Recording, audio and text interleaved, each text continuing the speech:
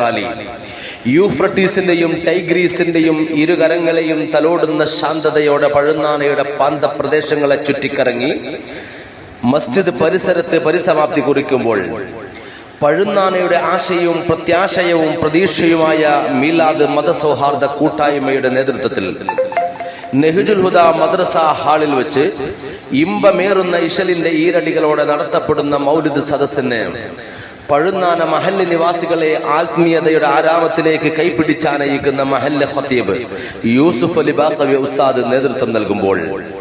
പരിശുദ്ധ മൗലിദിന് പരിസമാപ്തി കുറിച്ചുകൊണ്ട്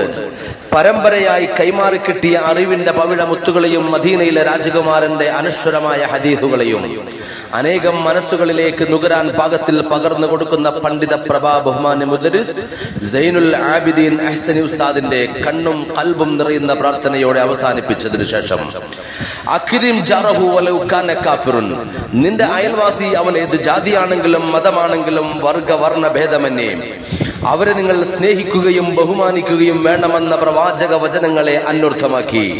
പഴുന്നാനയിലെ ജാതി മത ഭേദമന്യേ മുഴുവൻ ജനങ്ങൾക്കും ഭക്ഷണ വിതരണവും ഉണ്ടായിരിക്കുന്നതാണ്.